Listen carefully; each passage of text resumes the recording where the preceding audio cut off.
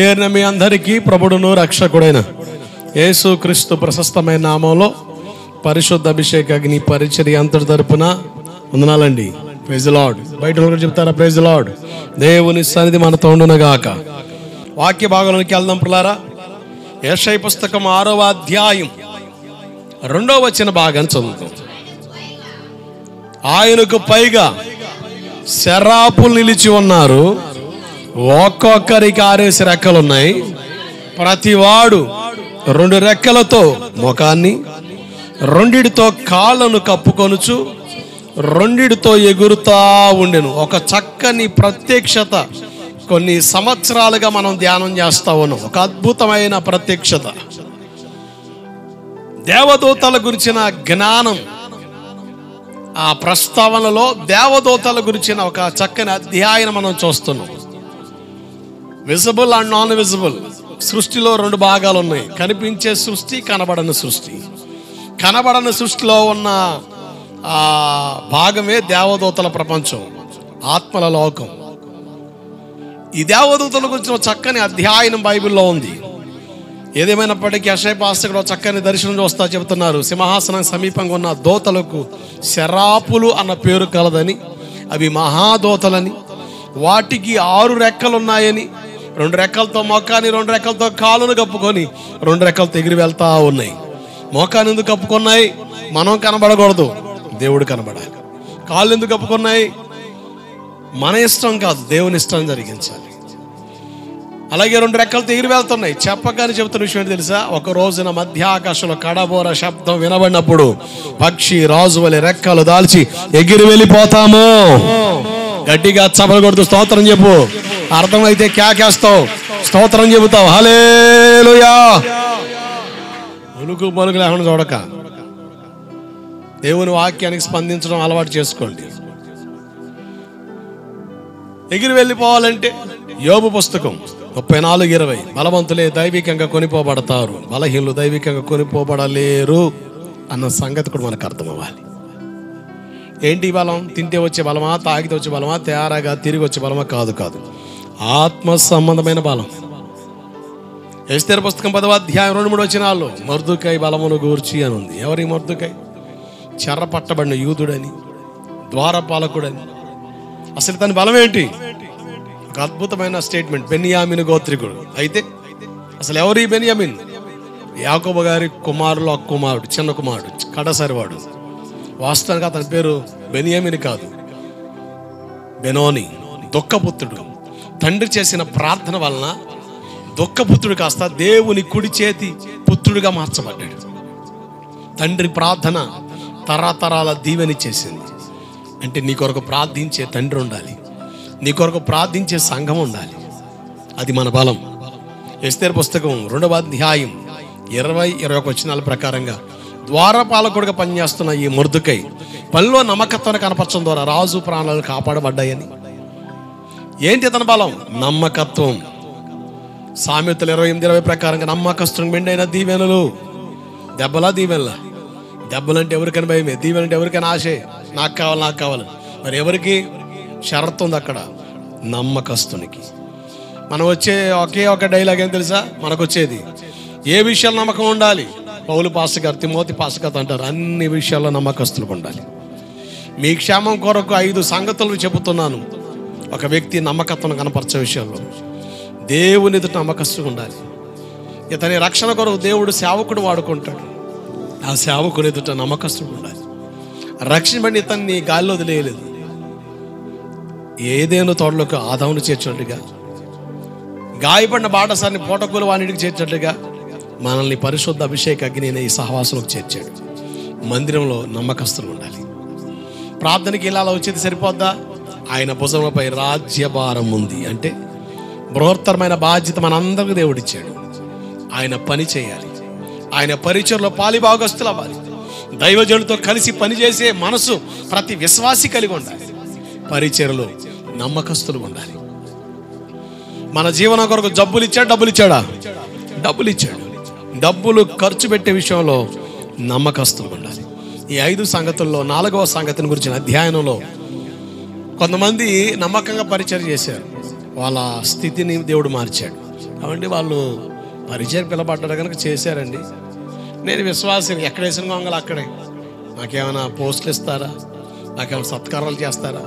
మాకేమైనా గుర్తింపులు ఉంటాయా? మాకేమైనా బహుమానం ఉంటాయి? ఏమి ఉండవుగా. వాడేసుకొని పక్కన వేయడమేగా, మమ్మల్ని వాడుకొని పక్కన వేయడమేగా అని ఇట్లా చీప్గా ఆలోచించి దేవుని సేవలు ఇన్వాల్వ్ అవ్వడానికి ఇష్టపడని మనస్తత్వాలు కలిగి కఠినాత్మమైన ఆలోచనతో కొనసాగే భక్తిహీనులు ఉన్నారు, బుద్ధిహీనులు ఉన్నారు. బైబిల్ చెబుతుంది ఇర్మియా పుస్తకం 33వ అధ్యాయం 22వ వచనంలో, నా సేవకుడైన నాకు పరిచర్య చేయు లేవీయులను లెక్కింపలేనంతగా నేను విస్తరింపజేస్తాను. హల్లెలూయా. ఒక అద్భుతమైన ప్రస్తావన మనకు కనబడుతుంది. అంటే పరిచర్య చేస్తే ప్రయోజనం ఏంటి? అసలు నా పనులు నాకే అసలు టైం సరిపోవట్లేదు సత్మించడానికి. మళ్ళీ మందిరంలో పరిచర్య ఏం చేసేది? అసలు నేను చర్చికి రావడం రికార్డు, అది మర్చిపోక పాస్టరు, అసలు నేను ఈ టైంలో ఎక్కడికి రావడం రికార్డు అని బడాయి కోతలు కూసేవాళ్ళు, బడాయి చూపులు చూసేవాళ్ళు చాలా మంది ఉన్నారు. నిన్ను పిలిచిన దేవుడు ఆకాశం మంది ఉన్నాడు. ఆయన చెప్పిన మాట ఇది, నా మాట కాదు. పరిచర్య చేస్తే నీకు ఉపయోగం ఏంటి? ఆయన్ని అడుగుదాం, అయ్యా ఏంటి ఉపయోగం?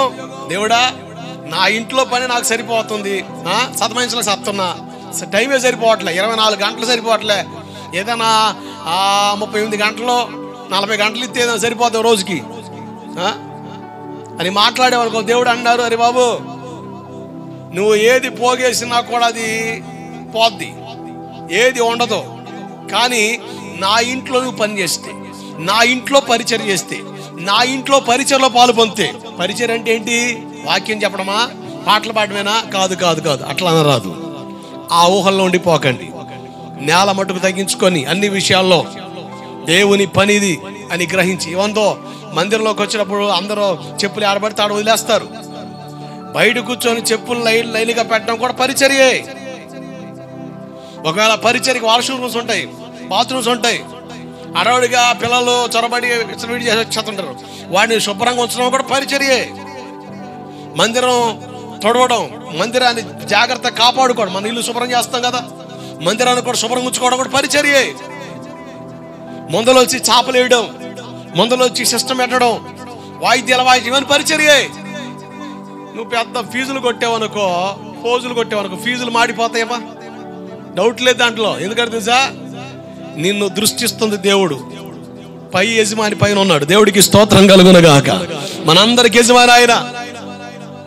నేను లేకపోతే పాస్టర్ గారు లేడంటే, నేను లేకపోతే ఆ సంఘం లేదు, నేను చేస్తేనే అన్ని బడాయి కోతలు గుయ్యిగా కరివేపాకును తీసి అలా పక్కన పెట్టి నిన్ను నీ నీ నీ ప్లేస్లో ఇంకోటి పెట్టి వాడుకోగలడు.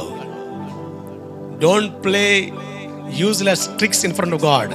దేవుని ఇటువంటి బడాయి కోతలు కొయ్యకూడదు అంటున్నాను. అది అసలు మనకు ఆరోగ్యమే కాదు. నేను అంటాను, దేవుని సన్నిధిలో నిలబడడం భాగ్యం. అసలు ఆయన ఇంట్లో పనిచేయడం అసలు అవకాశం దొరికితేనే అంత భాగ్యమో. లేవి గోత్రం గురించి అధ్యాయం నీకు ఇచ్చానుగా. కొంతమంది పరిచయం చాలా చీప్గా ఇస్తారు. కుదిరితే చేస్తాం సార్, కుదరపోతే మనం ఏం చేస్తాం, సరే అట్టకే సాగు. దేవుడు కూడా కుదిరితే చేస్తాడు, కుదరపోతే వదిలేస్తాడు. నీ సాగు నువ్వు సాగు. ఎవరి కాడ ఫోజులు కొడుతున్నావు? మనిషి కాడా? కాదు, దేవుని కాడ. ఇది ఎవరిల్లు? ఇది పాస్టర్ గారిది కాదు, దేవునిది, మనందరిది. నీ తండ్రి ఇల్లు ఇది, నీ తండ్రి ఇల్లు. కనుక ఒక బాధ్యత, ఒక స్పృహ ప్రతి విశ్వాసికి రావాలి. అలా వచ్చినప్పుడు 10 మంది ఉన్న సంఘమైనా, 2-3 ఉన్న సంఘమైనా గొప్ప దేవుని పని జరుగుద్ది. ఆమేన్. జరుగుద్దంతే, దాంట్లో సందేహం లేదు. ఆ మనసు నువ్వు కలిగి ఉండాలే కానీ ఉన్నతమైన దేవుని సేవ జరుగుతుంది. ఉన్నతమైన దేవుని సేవ జరుగుతుంది. దేవ సేవకునితో ఏకీపించే మనసు, కలిసి పనిచేసే మనసు నీకు ఉండాలే కానీ గొప్ప పని జరుగుద్ది, దేవుడు జరిగిస్తాడు. అలా జరిగించి నిన్ను వాడుకున్నది లేడు. నువ్వు చేసిన పరిచర్య మరిచిపోవడానికి ఆయన అన్యాయస్తుడైన దేవుడు కాడు. ఆమేన్. కానీ మనందరం పరిచర్యలు ఇన్వాల్వ్ అవ్వాలన్న సంగతి అర్థమవుతుంది. పరిచర్యలు ఇన్వాల్వ్ అయితేనే కొన్ని పరిస్థితులు మారిపోతాయి, ఆశీర్వాదాన్ని పొందుకుంటాం. కనుక అదొక బాధ్యతగా నీ నీ జీవితంలో ఏవైతే బృహత్తరమైన బాధ్యత ఇచ్చావో వాటన్నిటితో పాటు దీన్ని కూడా ఒక బాధ్యతగా ఇస్తే you will be in presence of God. నువ్వు దేవుని సన్నిధిలో ఉంటావు, నీ ద్వారా దేవుడి పని జరుగుతుంది. దేవుడు నీ తరాన్ని దీవెనకరంగా మార్చేస్తాడు. లేవి గోత్రం గురించి చాలా విషయాలు మనం ధ్యానం చేసాం. తండ్రి అయిన యాకోబు అంటారు, అరే మీ కోపను వెలగక్కి మీరు నరహంతకులుగా మారారు, శాపని పొందారు, శపితమైన జనం, వీరి సంఘంలో ఎవరు చేరొద్దు అని దేవుని ఆలోచన కన్న తండ్రి పలికేశాడు. కానీ ఆత్మీయ తండ్రి, సంఘ కాపరి, పాస్టర్ గారు, మోషే గారు దేవుడిచ్చిన అవకాశం సద్వినియోగం చేసుకున్న ఈ లేవి గోత్రికులతో అంటాడు, ఊరిమ్ము తుమ్మిమ్ము నీ భక్తునికి కలదు. ఆమేన్. అంటే దేవుని చిత్తం తెలుసుకునే భాగ్యం దేవుడు ఇచ్చేసాడండి. అసలు ఎవరు వీళ్ళ సంఘంలో చేరొద్దు అన్న వాళ్ళే ఆయన మందిరంలో, ఆయన పరిశుద్ధ స్థలములో నిత్య కట్టడిగా నిలిపేశాడు. గట్టిగా చమలు కొడుతూ స్తోత్రం చెప్పు. హల్లెలూయా. ఎంత భాగ్యం సార్, ఎంత దీవెనకరమైన అనుభవం లేవి గోత్రం పొందుకుందో. మన పరిస్థితి కూడా అదే. ఒక అద్భుతమైన ఆశీర్వాదం దేవుడు నీ కొరకు దాచిపెట్టాడు. దేవుడిచ్చిన అవకాశాలని సద్వినియోగం చేసుకుంటే you will the best and most best. ఉన్నతమైన ఆశీర్వాదానికి వారసుడిగా నువ్వు మారిపోతావు, వారసురాలుగా. దేవుడిచ్చిన అవకాశం దుర్వినియోగం చేస్తే నీకంటే దుర్మార్గుడు, దుష్టుడు, పనికిమాలోడు, దౌర్భాగ్యుడు ఇంకొకడు ఉండడేమో. నువ్వు చెప్పాడు నా తలరాత ఏడిసింది అంటావు. అబ్బే, నీ రాతను, నీ చరిత్రను మార్చగల దేవుడు ఆకాశం అందు ఉన్నాడు. ఆమేన్. లేవీయులు కూడా నా తలరాత, నా కర్మ తగలడింది అని అలాగే ఉండిపోయింటే ఆ లేవీ గోత్రం కనుమరుగైపోయేదేమో. కానీ వాళ్ళ తలరాత్రి మార్చే దేవుని చేతిలోకి వచ్చేసిన వాళ్ళు. నువ్వు ఆయన చేతిలోకి రా, నీ తలరాత మార్చేస్తాడు, నీ స్థితిగతులు మార్చేస్తాడు. అపవాది తలచిన కీడులని మేలుగా మార్చడమే కాదు, ఆయన ఏమైనా చేయగలడు. నీ చరిత్ర, నీ కథ మొత్తం మార్చేస్తాడంతే. నీ కథ మారిపోద్ది. వాళ్ళు దేవుని చేతికి వచ్చేసారు. దేవుని చిత్తం తెలుసుకునే ఒక అద్భుతమైన అవకాశం లేవి గోత్రం దేవుడిచ్చాడు. యెషయా పుస్తకం 6:1 ప్రకారంగా రాజు అయిన ఉజ్జియా మృతి పొందిన సంవత్సరం అత్యున్నత సింహాసనంపై ఆయన ఆసీనుడుగా నేను కనులారా చూచాను అంటాడు. అంటే రాజు అయిన ఉజ్జియా బ్రతికున్నంత కాలం దేవుని దర్శనం లేదు, ప్రత్యక్షత లేదు. ఎవరి రాజు ఉజ్జియా? దినవృత్తాంతాల 2వ పుస్తకం 26:16 అతడు మనస్సును గర్వించి స్థిరపడిన తర్వాత గర్వించి చెడిపోయాను అని ఉంది. గర్వం చాలా ప్రమాదకరమైనది. ఎక్కడ కూడా గర్వాన్ని చూపకూడదు. నేనేమై ఉన్నాను దేవుని కృపే. ఆమేన్. అంతే. అది చెప్పడమే కాదు, దానికి సాక్షార్థక నీ జీవితం ఉండాలి. దేవుని కృపంటే ఎట్టున్నామంటే ఏమిటో, మరి మా జీవితాన్ని దేవుడు ఇలా ఆశీర్వదించాడు అని బడాయి కోతలు కూయడానికి ఉపయోగించే డైలాగ్ కాదమ్మది. అయ్యా అబ్బే, దానికి నిదర్శనంగా ఉండాలంతే. దేవుని కృప, నేనేమై ఉన్నాను అది దేవుని కృప, నేను కాదు ప్రయాసపడి దేవుని కృపే అని పౌలు గారు చెప్పాడు. గర్వం చాలా ప్రమాదకరమైంది. ఆధ్యాత్మిక గర్వం చాలా నష్టాన్ని కలిగిస్తుంది. బైబిల్లో 5 జాతుల వారు గర్వించారు అని ప్రస్తావనలో మోయాబీల గర్వం ఎంత నాశనానికి ఈడ్చిందో చెప్పాను. నిర్గమాకాండం 18:11 ప్రకారంగా ఐగుప్తులు గర్వించి, ఐగుప్తుల గర్వం దేని బట్టి గర్వం? వాళ్ళ దేశాన్ని బట్టి, వాళ్ళ ప్రాంతాన్ని బట్టి. సుందరమైన పట్టణం, ఆహ్లాదకరమైన ప్రాంతం, నేత్రానందంగాలికి పుట్టినిల్లు, తాత్కాలిక ఆనందాన్ని కోరే వాళ్ళకి నిలయం ఐగుప్తు. చాలా సూపర్గా ఉంటుంది అంతే. అల్పకాల పాప భోగాలకి నిలయముగా మారింది. గోల చేసే జనం అక్కడ ఉన్నారు అని మనకు కనబడుతుంది. నిజం. ఈ మధ్యన గోల చేసే జనాలు ఎక్కువైపోయారు. మధ్యరాత్రులు గోలలు, డీజేలు, రకరకమైన గందరగోళాలు, గోల చేసే జనాలు ఉన్న కాడ అల్పకాల పాప భోగానికి అవకాశాలు కనపడతాయి. హెబ్రీ పత్రిక 11:26 ప్రకారంగా మోషే అల్పకాల పాప భోగాన్ని విడిచి క్రీస్తు కొరకు బ్రతికాడు అన్న మాట నువ్వు మర్చిపోకు. ఈ గోవిందపురంలో తాత్కాలిక ఆనందం నీకు కనబడ్డా, తాత్కాలిక సుఖం నీ ఎదుటి కనబడ్డా, దాన్ని కాదు నువ్వు చూడాల్సింది. ఒక మోషేలా క్రీస్తు కొరకు సాగిపోవాలి. It's the Christianity. అదే క్రైస్తవ్యం. క్రీస్తు కొరకు బ్రతకడం ఉండేది. నీ ఇష్టాన్ని నెరవేర్చుకుంటూ దేవుని అడ్డం పెట్టుకొని బ్రతకడం అది క్రైస్తవ్యం కాదు. అది క్రైస్తవం కాదు కూడా, అవ్వదు కూడా. పాపను గురించిన ఓ ప్రత్యేకమైన ప్రకటన మీకు ఇచ్చాను బైబిల్లో. ఐగుప్తులో ఏముందో మాట్లాడాం. ఐగుప్తులో అల్పకాల పాప భోగం ఉందని. ఈ అల్పకాల పాప భోగానికి అవకాశం ఇచ్చే వారి జీవితాల్లో కనబడే 2 నష్టాలు. ఒకటి అవమానం, నింద, అవమానించబడుతుంది, గేలి చేయబడుతుంది. 2 పోగొట్ట జాలని రోగాలు. ఈరోజు ప్రపంచంలో రకరకాల వింత రోగాలు వస్తున్నాయి, విచిత్రమైన రోగాలు. ఏదేమైనప్పటికీ రోగానికి కారణం ఏంటో మనం అధ్యయనం చేస్తున్నాం.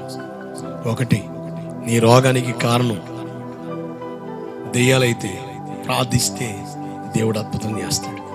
దెయ్యాల వల్ల కూడా రోగాలు కలుగుతాయని బైబిల్ చెప్తుంది. 2, నీ రోగానికి కారణం నీ పాపమా, నేరుగా దేవుని కాడ ఒప్పుకోలు ప్రార్థించి క్షమించి ప్రభువుని అడుగు. నీకున్న సమస్యను దేవుడు తొలగించేస్తాడు. 2, మన శరీరం బలహీనం కనుక అనారోగ్యానికి కారణమవుతున్నాం. ఈ విషయాన్ని మనం ధ్యానం చేస్తున్నాం. దేవుడు ఈ సృష్టిలోనే ఆయన ఇచ్చిన ఆహారంలోనే ఔషధ గుణాలు పెట్టేశాడు. ఆమేన్, హల్లెలూయా. మీరు చూడండి, ప్రతి ఆకులో ఏదో ఒక ఔషధ గుణం కనబడుతుంది. ఈ అమెజాన్ అని కొన్ని కంపెనీస్ ఉన్నాయి కదా, వాడు మనకి జామ ఆకులు దొరుకుతాయి కదా, ఊరకని సింపుల్ దొరుకుతాయి. ఆ జామ ఆకులు 50 ఆకులు ప్యాక్ చేసి 300కి అమ్మేస్తున్నాడు. ఎంత? జామ ఆకులు 50 ఆకులు 300 రూపాయలు. జామ ఆకులో చాలా ఔషధ గుణాలు ఉన్నాయి. అంతేందుకు సార్, బూడిద అమ్మేస్తున్నాడు అండి. బూడిద ఏంటి? బూడిద నీకు ఓరకని వచ్చేత ఈజీగా అది పాడేస్తావు కదా. బూడిద అమ్మేస్తున్నాడు. రకరకాల వాటిలో కలిపేస్తున్నాడు బూడిద. వేపాకులో ఎన్ని ఔషధ గుణాలు ఉన్నాయో. మనం కూర వండేటప్పుడు లాస్ట్లో కరివేపాకు వేస్తాం, దాన్ని సింపుల్ తీసి పక్కన వేసేస్తాం. కానీ మన ఆహారంలో వేసే ఏది కూడా ఉపయోగం లేనిది అని చెప్పడానికి లేదు. ప్రతిది ఉపయోగమే. కరివేపాకు కానీ, పుదీనాకు కానీ, కొత్తిమీర కానీ, ఇవన్నీ ఈ ఆకుల్లో, ఈ మొక్కల్లో, కూర మొక్కల్లో దేవుడు ఔషధ గుణాలు పెట్టేశాడు. దేవుడు ఆరోగ్యకరమైన వాటిని ఇచ్చేశాడు. ఈరోజు తినేవాళ్ళు ఎక్కువయ్యారు. కరోనా తర్వాత ఉత్పత్తి చేయడం తక్కువైంది కనుక ప్లాస్టిక్ రైస్ వచ్చేసింది, ప్లాస్టిక్ టమోటాలు వచ్చేసినాయి, ప్లాస్టిక్ గుడ్లు వచ్చేసినాయి. అన్నీ కూడా కల్తీ అయిపోయినాయి. అన్నీ కూడా ఈరోజు సీజనల్ ఫ్రూట్స్ ఉన్నాయి, సీజనల్ కాయగూరలు ఉన్నాయి. ఆ కాయగూరలు దొరకంటే ఆ సీజన్లో దొరుకుతాయి. కానీ ఈరోజు 365 రోజులు దొరికేస్తున్నాయి. అంటే ఏ రకంగా ఆ ఉత్పత్తి జరుగుతుంది? వేసవకాలం వస్తేనే కొబ్బరి నీళ్ళు తాగేవాళ్ళు. ఈరోజు అసలు చలికాలం కాదు, వర్షాకాలం కాదు, ఏ కాలం కొబ్బరి నీళ్ళు అవసరమే. ఎందుకంటే బళ్ళు మీద తిరుగుతున్నాం, వేడి చేస్తుంటుంది, ఇబ్బందికరం. కొబ్బరి నీళ్ళు తాగుతాం కనుక కొబ్బరి నీళ్ళు తాగేది కోయరు కనుక దాంట్లో కూడా కల్తీ. కోనసీమలో కొబ్బరి చెట్లు ఎక్కువ, వాడు ఏదో ఒక కల్తీ కొట్టేస్తున్నాడు. ఇలా మనం తినే ఆహారం ఒకప్పుడు ఈ ఎరువు లేకుండా పండించారు. ఈరోజు కొట్టకపోతే ఏదో ఒక తెగులు, పంట చేతికి రావట్లే. ఎన్ని కొడుతున్నామో కనుక తింటే ఆరోగ్యం కాదు. అన్నం తింటే పొట్లు వస్తున్నాయి కానీ ఏమి రావట్లే, పవర్ రావట్లే. పొట్లు వస్తున్నాయి, పొట్ల ఈ సైజులోకి వస్తున్నాయి. 9 నెలలు నిండిన ఆ గర్భిణీ స్త్రీ పొట్లలాగా వచ్చేస్తున్నాయి. అంటే అర్థం ఏంటి? వాటిలో ప్రోటీన్స్ లేవు. మన శరీరం బలహీనం గనక పరిస్థితి. అందుకని మరలా ఇప్పుడు న్యాచురల్ ఫుడ్స్ వచ్చేస్తున్నాయి. న్యాచురల్ అసలు ఏ ఎరువులు కొట్టకుండా పంటలు పండించి అమ్ముతున్నారు. అట్లా ఒకటి మనకి కావురు దరిదాపులో ఒకటి ఉంది, ఈ మధ్య పెట్టింది కదా, అంత ముందులే ఎద్దుగా గానుకుంటుంది. వాళ్ళు ఏవి కూడా ఏ ఇంజక్షన్స్ కానీ ఏం వాడుకొని పండిస్తున్న వాళ్ళు హెల్తీ ఫుడ్స్. ఇప్పుడు అవి కూడా తినే వాళ్ళు ఎక్కువ రాకుండా అవి దాంట్లో కల్తీ. ఎంత దారుణం! ఏదేమైనప్పటికీ మన శరీరం బలహీనం కనుక మనం తినే ఆహారం సరైనది కనుక కాదు కనుక సమయాన్ని తినడం చాలా మంచిది, లిమిట్లో తినడం చాలా మంచిది. ఆరోగ్యాన్ని కాపాడుకోవడం వల్ల నేను అంటాను, 80 సంవత్సరాల ఆయుష్కాలం దేవుడు ఇచ్చాడు నీకు. 80 సంవత్సరాల ఆయుష్కాలం ఇచ్చాడు. నువ్వు నోటిని కాపాడుకోకుండా అడ్డం పడి తినడం వల్ల, ఏలపాలో తినడం వల్ల నీ ఆరోగ్యాన్ని పాడు చేసుకుని 50 సంవత్సరాలకి చచ్చిపోతే, 80 సంవత్సరాల వయసు దేవుడు నీకు ఇస్తే 50 సంవత్సరాలు చచ్చిపోతే దాదాపు 30 సంవత్సరాలు వేస్ట్ అయిపోయింది. దేవుడు మనకి ఇచ్చిన ఆయుష్కాల దినములంతా నిండు నూరేళ్ళు అన్నట్టుగా మనం దేవుని కొరకు బ్రతికి నిలుచుదుముగాక. దేవుడికి స్తోత్రం కలుగునగాక. అందుకనే అసలు ఈ మాటని మీరు తప్పుగా అనుకోకండి. ఒక పిల్ల మెచ్యూర్ అవ్వాలంటే ఆ పాప హార్మోన్స్ పెరగడానికి కనీసం 16 సంవత్సరాలు 15 సంవత్సరాలు అయి వచ్చేది. ఇప్పుడు 9 సంవత్సరాలకే 8 సంవత్సరాలకే 10 సంవత్సరాలలోపు మెచ్యూర్ అయిపోతున్నారు చిన్న పిల్లలు. ఎందుకు? మనం తిండేటువంటిది ఫాస్ట్ ఫుడ్స్, బిర్యానీలు. గర్భిణీయే కదా, నాకు బిర్యానీ తినాలంది. ఆ రోజుల్లో ఈ గర్భిణీ స్త్రీలు చింతకాయలు ఇది, ఇప్పుడు అవి కాదు, బిర్యానీ. ఇంకా ఈ పిచ్చి పిచ్చి అన్ని తిని లోపల ఉన్న బిడ్డకు కూడా పౌష్టిక ఆహారం అందదు. అందుకనే దగ్గితే పక్కటెములు ఇరిగే అంత రేంజ్ వచ్చింది ఆ వారం. దగ్గితే పక్కటెములు ఇరిగితే ఉపయోగమే ఉందండి పథకం. అరే ఓరకని పడి తిరుగుతున్నాయి. ఆ రోజుల్లో గుద్దితే గోడ అట్లా క్రాక్ ఇచ్చేది, ఇప్పుడు గుద్దే పనిలే, తగిలితే చాలు ఇరుగుతున్నాయి. డెలికేట్ అంటే ఆహార విషయంలో చాలా మార్పులు వచ్చేసినాయి సార్. అంతా కలిసి అయిపోయేసరికి చేత అంటే నేను అంటుంది ఏంటంటే కొంచెం జాగ్రత్త అంటే అనారోగ్య సమస్యల కారణం చెబుతున్నాను. ఇంకొకటి, మనం టైం తీసుకోవాలి, లిమిట్లో తినడం చాలా మంచిది. లిమిట్ టైం దాటి తినడం వల్ల నిజం, నేను ఒక సేవకుడిగా నేను చెప్పగలను. కొన్ని సంవత్సరాల క్రితం ఆల్నైట్ ప్రార్థన 12 గంటలకి అయితే 12:30 కూడా పల్లెనికి అన్నం వేసుకుని బొక్కి పోవడం, ఎందుకంటే నిద్ర పట్టదు. తెల్లారుదాను 3 గంటలకు కోవడం అయితే 3 గంటలు కూడా తినాల్సిందే. తినపోతే నీరసం, ఏదో డైలాగ్. కానీ ఆరోగ్యాన్ని పాడు చేసుకోవడమే, హెల్త్ ఇష్యూస్ వచ్చేస్తున్నాయి. ఏదేమైనప్పటికీ చాలా విషయాలు మీతో నేను ముచ్చరించాను ఈ బైబిల్ పుస్తకంలో ఉన్న విషయాలని.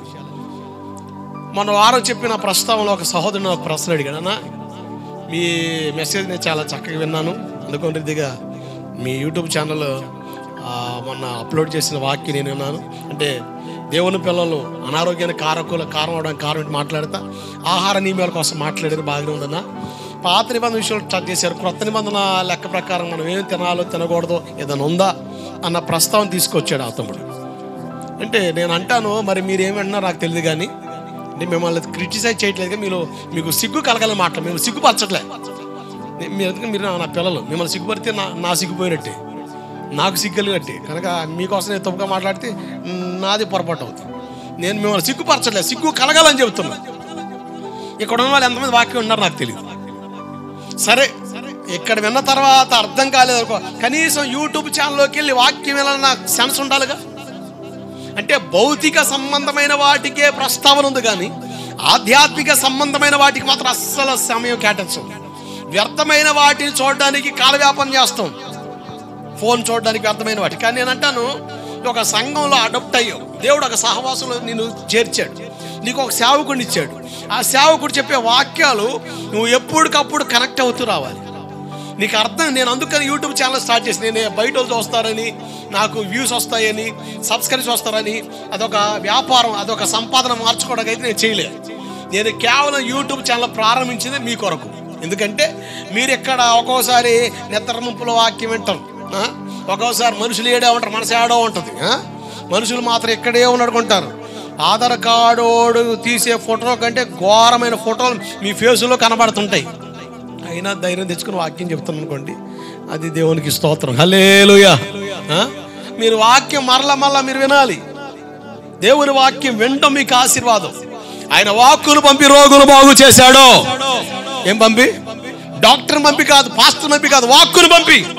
దేవుని వాక్యం నీ వద్దకు వస్తే నీ ఒంట్లో ఏ వ్యాధున్నా, ఏ సమస్య, ఏ రోగమన్నా, ఏ బలహీనతన్నా అది విడిచి వెళ్ళిపోతుంది. గట్టిగా చప్పలు కొడుతూ కేకవే హల్లెలూయా. ఎంత కమ్మకు చెప్పారు, రికార్డ్ చేశానండి మీ మోకాలికి. బాగుపడతారు. దేవుడికి స్తోత్రం కలుగునుగా. జాగ్రత్త మనసు పెట్టండి. కొన్ని విషయాలు చెప్పి నేను త్వరగా వెళ్తాను.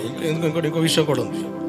అనారోగ్య కారణాల్లో 3 కారణాలు చెప్పి 4వ కారణం కూడా ఉంది. అయితే ఈ విషయాలు చెప్పి నేను ముగిస్తాను. చూడండి, అపోస్తుల కార్యం 15వ అధ్యాయం 19-20 వచనాలు, అలాగే 28-29 వచనాలు. అపోస్తుల కార్యం 15వ అధ్యాయం 19-20 వచనాలు, 28-29 వచనాలు.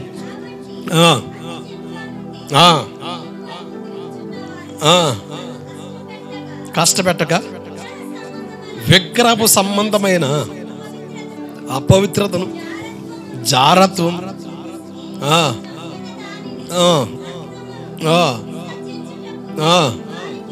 వారికి కొంచెం అంత క్లారిటీగా వాళ్ళు అంటే జెరూసలేం కౌన్సిల్ అంటారు దీన్ని. ఆ రోజుల్లో ఈ అపోస్తలు సేవకి వెళ్ళినప్పుడు అప్పటికే ధర్మశాస్త్రం ఉంది కదా, ధర్మశాస్త్రం, మోషే లా, ధర్మశాస్త్రం. దాన్ని కూడా ప్రతిపాదించి మాట్లాడే వాళ్ళు రకరకాల వేరియేషన్స్ వచ్చినాయి.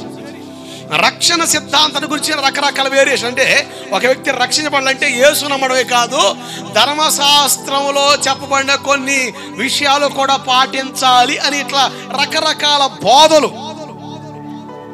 రకరకాల వేరియేషన్స్ వినబడతా ఉన్న దినాలవి. అన్యులు కూడా సంఘంలో యూదులే కాదు, అన్యులు కూడా మారి సంఘంలోకి వస్తున్నారు. మరి ఏం చెప్పాలి వీళ్ళకి? ఇప్పుడు భక్తి జీవితంలో ఒక వ్యక్తి ఎలా నడిపించబడాలి? రకరకాల కన్ఫ్యూషన్స్ ఉన్నాయి. పౌలు గారు బర్నబా అన్న వాళ్ళు కొన్ని ప్రాంతాలకు వెళ్ళి సువార్త చేస్తూ ఉంటే అక్కడ వినబడుతున్న కొన్ని వదంతులు బట్టి, పాస్టర్ గారు ఇది కాదు కానీ జెరూసలేం అపోస్తలులు ఉన్నారు కదా, యేసును ఎరిగి ఆయనతో నడిచిన వాళ్ళు, వాళ్ళతో మాట్లాడరండి అన్న ఇటువంటి అబ్జెక్షన్స్ ఉండేవి. పౌలు గారు చెప్తే మేము నమ్మం, పేతురు గారు చెప్తే నమ్ముతాం. ఎందుకంటే జెరూసలేం మెయిన్ పాస్టర్ ఎవరంటే పేతురు గారు. పేతురు గారు చెప్తే మేము నమ్ముతాం కానీ మీరు చెప్తే కాదు అన్న వదంతులు వచ్చినాయి. ఒకరోజు వీళ్ళందరూ సేవకులందరూ కూడా జెరూసలేంలో కూడారు. యెరూషలేం కౌన్సిల్ అంటారు. అది అపోస్తుల 15వ అధ్యాయంలో ఉంది. 15వ అధ్యాయ ప్రస్తావన అదే.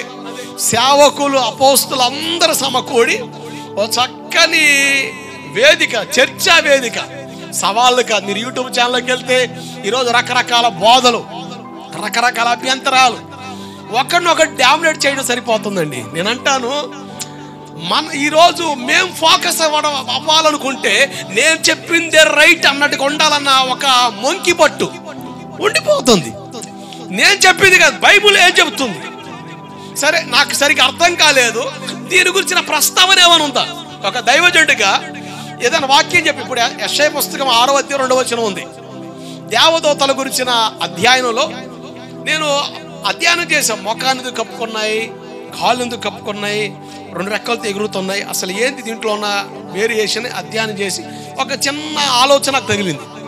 సరే ఇది నా ఆలోచనేనా, మిగతా సేవకులు ఎవరని ఇలా మాట్లాడని బాగా అధ్యయనం చేశా. యూట్యూబ్ ఛానల్లో కానీ కొన్ని పుస్తకాలు అధ్యయనం చేస్తే అరాకొర వాళ్ళు మాట్లాడుతూ ఇవే విషయాలు ప్రస్తావించారు. అప్పుడు నాకు ధైర్యం కలిగింది, ఓహో నాకు వచ్చిన ప్రకటన కరెక్టే అనిపించింది. అప్పుడు నేను నొక్కి ఒక్కాడించి యెషయా పుస్తకం 6:2 వచ్చినది బహాటంగా మాట్లాడ ప్రారంభించా. దేవుడికి స్తోత్రం కలుగునుగాక. నాకు వచ్చిందే ప్రత్యక్షత, నాకే వాక్యం తెలుసు అన్న బోడి పడాయి కోతలు కూస్తే ఉపయోగమే లేదు. ఇప్పుడు వస్తున్న చాలా ప్రమాదం ఇదే. ఎవరికి ఫ్యాన్స్ అవుతున్నట్టు మీరు మాకు ఫ్యాన్స్ అవుతున్నారు. సేవకుని ప్రేమించడం తప్పు కాదు, అభిమానించడం తప్పు కాదు, దురభిమానం ఉండకూడదు. మా పాస్టర్ గారు చెప్తే రైట్, ఇంకంతే. ఎవడు చెప్తే నమ్మనండి, మా అయ్యోరు చెప్తే నమ్ముతా. సరే నమ్ము, తేడా పడితే పోతాం నరకానికి. అది కాదు. అందుకని అంట బైబిల్లో చూడండి, వాక్యం ధ్యానం చేయండి, వాక్యం వినండి. ప్రయాసపడి భారం మోస్తున్న సమస్త జనులను ఎద్దకని నేను మీకు బిస్కెట్లు ఇస్తానన్నాడా, బిర్యానీ ఇస్తానన్నాడా, టీ ఇస్తానన్నాడా? ఏమి ఇస్తానన్నాడు? విశ్రాంతి. నేను సాత్వికుడను, దీన మనసు గలవాడను, నా కాడి సులువుగా ఉంటుంది, దాన్ని ఎత్తుకొని నన్ను నా యొద్దకు వచ్చి నేర్చుకోండి అన్నాడు. కూర్చుకోమన్నాడా, సమకూర్చుకోమన్నాడా? నేర్చుకోవాలి. ఎస్, నేర్చుకోవాలి. వాక్యం నేర్చుకోవాలి, ప్రార్థన నేర్చుకోవాలి, పరిశుద్ధంగా ఎలా నడవాలో నేర్చుకోవాలి, ఎలా ఉండాలో నేర్చుకోవాలి, ఎలా ఉంటే దేవుడు కనపరచబడతాడో నేర్చుకోవాలి. ఇవన్నీ మనం మందిరంలోకి వస్తే నేర్చుకుంటాం. ఇది ట్రైనింగ్ సెంటర్. ఇది దేవుని వాక్యం మనల్ని రూపుదాలుస్తుంది. మనం ఆయన వలె మారిపోతాం. దేవుని వాక్యం ఉన్న బలం అది. మీలో చాలా మంది వాక్యాన్ని వినట్లే, అది నా బాధ. వాక్యం వినండి. చార్లెస్ ఫిన్నీ పాస్టర్ ఏం చెప్పాడో కాదు, బైబిల్లో ఏముందో చూడు, దాన్ని అంగీకరించు. నేనంటాను, నేను చెప్పేది వాక్యంలో లేదా తీసి పక్కన పెట్టి తొంగలో దొక్కే అవసరం లేదు. ఒక గొప్ప సేవకుడు చెప్పాడు, ఒక పెద్ద తీసి పక్కన పెట్టు అవసరం లేదు. బైబిల్లో ఉందా లేదా నన్ను ఉంటే ఒప్పుకో, లేదా తీసి పక్కన పెట్టు. బెరియా సంఘంలో పౌలు గారే మాట్లాడుతుంటే అక్కడ ఉన్న వాళ్ళు అసలు లేఖనాలు అలా ఉన్నాయా లేవని పరిశీలన చేశారంట. అట్లా ఉండాలా. దేవుడికి స్తోత్రం కలుగునుగాక. అంతేగా నువ్వేం చెప్పినా రైటేనయ్యా, హల్లెలూయా, నువ్వేదంటే అదే. కుదరదు. ఈ తిక్కల భక్తి చేయకండి. ఇది భక్తిహీనత అంటాను. ఇది మితిమీరిన భక్తి. ఇది దీనివల్ల ఉపయోగం లేదు. దేవుని వాక్యం ఉందా లేదా? నేను సేవకుడిని. ఇది వ్యాపారం కాదు, ఇది వ్యవసాయం కాదు, ఇది ఉద్యోగం కాదు. ఇది నా జీవితం, సేవా జీవితం. అది జీవితం, సేవా జీవితం. సేవ అన్నది నేను వ్యాపారంగానో ఉద్యోగంగానో తీసుకోలే. నా జీవితం సేవా జీవితం. ఇప్పుడు నేను పరలోకం పోవాలి. సరే, సేవ చేసాను, దేవుడు దయదలిసి మొదలెత్తాడా? ఇవ్వడగా. నేను కూడా దైనందిన జీవితంలో భక్తిగా మంచిగా బ్రతికితేనే నేను అంగీకరించబడతాను. మరి నాకు కూడా వాక్యం తెలియాలిగా. తేడా పడితే నేను తేడా పడతాగా. బోధకులకి 2 తీర్పులు ఉంటాయని బైబిల్ చెప్తుంది. మీకోసం మేము లెక్క చెప్పాలి కనుక వాక్యంలో ఉందా లేదా తెలుసుకోవడం చాలా అవసరం. అని మనసు పెట్టండి. ఆ రోజులో భిన్నాభిప్రాయాలు ఉంటే అందరు సమకూర్చబడ్డారు. వాళ్ళందరూ తర్జన పరిచెట్టే మా ఉన్నాయని చెప్తే అప్పుడు ఫైనల్గా అన్యులు కూడా దీంట్లో చేర్చబడుతున్నారు కనుక వాళ్ళకి మొయ్యలేని భారాలు మనం పెట్టకూడదు. సరే, ఓవరాల్గా మనం దీంట్లో నుంచి తెలుసుకుంది ఏంటో అని వాళ్ళు ప్రార్థించి వాక్యాలను ధ్యానించి ఒక చక్కని చర్చా వేదిక, వాదోపవాదాలు కాదు, సవాల్ లేదు, సవాల్ లేదు. ఇదంతా తిక్కలే వారం, పిచ్చి అలవాట్లండి. చాలా మంది విశ్వాసాలు పాడు చేస్తున్నారు. చాలా మంది భక్తిహీనులుగా మారిపోతున్నారు. విపరీతమైన పోకళ్ళు తావెత్తున్నారు. తెలుసో తెలియకో సేవకుల మేమే వెర్షన్స్ మార్చేస్తున్నాం విశ్వాసుల్లో. మేము విప్లవకారులం కాదు, జీవం గల దేవుని దైవజనులం. ఆమేన్. We are not the trend setters. విప్లవకారులం కాదు. దేవుని వాక్యాన్ని ఉన్నట్టుగా అలా అమర్చి మాట్లాడేవాళ్ళం. భలే విచిత్రమైన పోకళ్ళు వచ్చేసి నీ క్రైస్తవ్యంలో కనుక జాగ్రత్త పడండి. ఇటువంటి వాటిని మీరు యూట్యూబ్ ఛానల్స్లో కానీ అక్కడ ఉన్నప్పుడు మీరు తీసి పక్కన పెట్టేసి అవసరం లేదు. వాక్యం ఉంటే, వాక్యపూర్వకమైన ఆలోచన ఉంటే అంగీకరించండి, లేదంటే అవసరం లేదు. యూస్లెస్, వేస్ట్లెస్. ఎంతమంది ఫోన్లు చేస్తుంటారు, అన్న ఏదన్నా ఈ ఛానల్ ఏంటి మాట్లాడాలి, వీళ్ళకి సమాధానం చెప్పలేక సత్తున్నాం. కొంతమందికి తేలికే కాలికి అరే బాబు అయ్యని పక్కన పెట్టరా, వాక్యం అంటారా బాబు.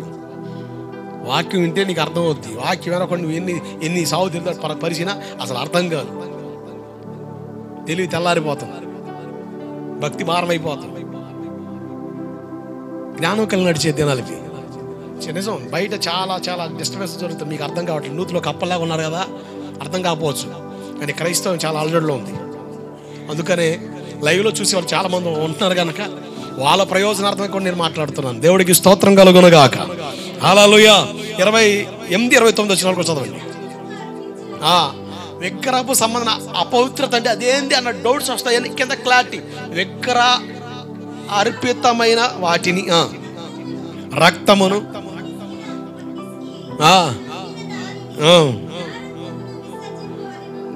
దేవుని వాక్యం చాలా స్పష్టంగా చెబుతుంది. ఆహార విషయాల్లో కూడా ఏమని, ఈ విగ్రహార్పితమైన వాటిని, అలాగే రక్తాన్ని గురించి చెప్పా. మనం దేవుని చేత సృజించబడ్డం, ఈ జీవరాశుల్ని కొన్ని మనకు ఆహారం ఇచ్చాడు.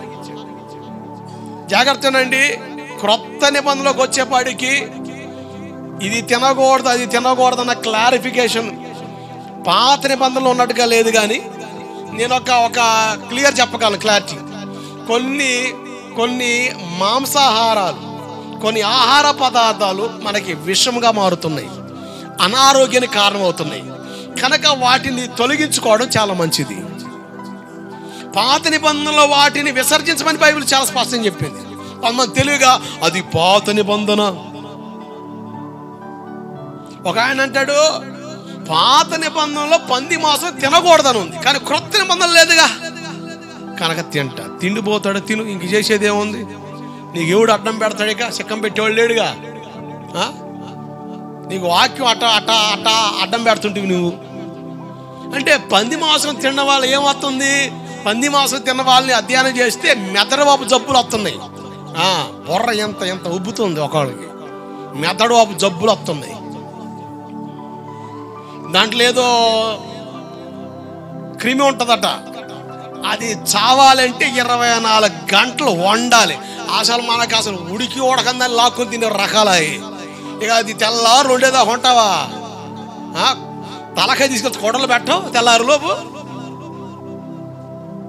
నిజం, పాత నిబంధనలో దేవుడు చెప్పిన వాటిని క్రొత్త నిబంధనలో ప్రస్తావించలేదు, వాస్తవమే కాదంటలేదు. కానీ అవి తినడం వల్ల అపవిత్రపరచబడ్డమే కాదు, రోగాలకి కారణమవుతుంది. అందుకనే దేవుడు తొలగించేశాడు.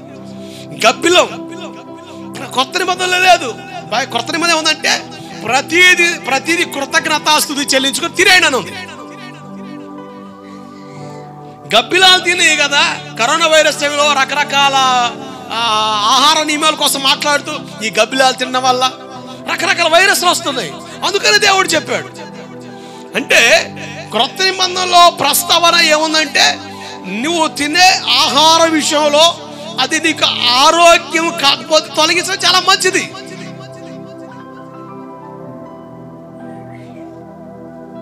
బైబిల్ ఒక మాట ఉంది, కొరింథీ మొదటి పత్రిక 8వ అధ్యాయం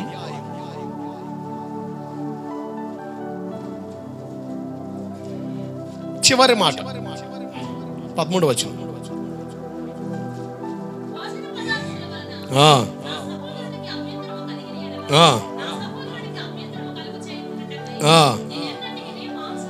ఏంది పౌలు గారు అన్నాడు, నా సహోదరుడు అభ్యంతరం పడితే నేను తిన్నా అన్నాడు. నేను తింటా, నివేదన చేసుకో అంటే చేసేదేమీ లేదే కదా. ఈ అడ్డదిడ్డల మాట్లాడుకు ఏం చెప్తామండి? తినొద్దని ఆడుంది బైబిల్లో, అదే తినకూడదని ఆడుంది. ఒకవేళ అది పాత నిబంధన, అది మోజస్లో, అబ్బా ఈ బాగా తెలిసినయే, తిన్న తర్వాత తేడా పడి తెలుస్తుంది. ఇప్పుడు డాక్టర్ దగ్గరికి వెళ్ళాలంటే డాక్టర్స్ అన్నారు, అమ్మా నీ జీవిత కాలం సరిపోయేంత మాంసం తినేసావు తినక. మొక్కల మొద్దే కదండి, కూర మొక్కలు కాదు, ఇక్కడ మాంసం మొక్కలు కావాలా. కూర మొక్కలతో పని లేదు, మాంసం మొక్కలతో పని. మొక్క లేకపోతే ఆదివారం తెచ్చి శుభ్రంగా ఎండేసి పీక్కొని వేసుకొని తినే రకం అయితే ఆడ నువ్వు చెప్పేదయ్యా. తేడా పడేది ఏంది? భక్తి కాదు, నీ ఆరోగ్యం. ఇబ్బంది పడతావు, తర్వాత దేవుడు కూడా నాకు ఆరోగ్యం ఇవ్వలేడు. ఎందుకంటే మాట ఎంటలేదుగా. బైబిల్లో చక్కని మాట ఉంది. 1 కొరింథీ పత్రిక 8వ అధ్యాయం 1వ వచనం.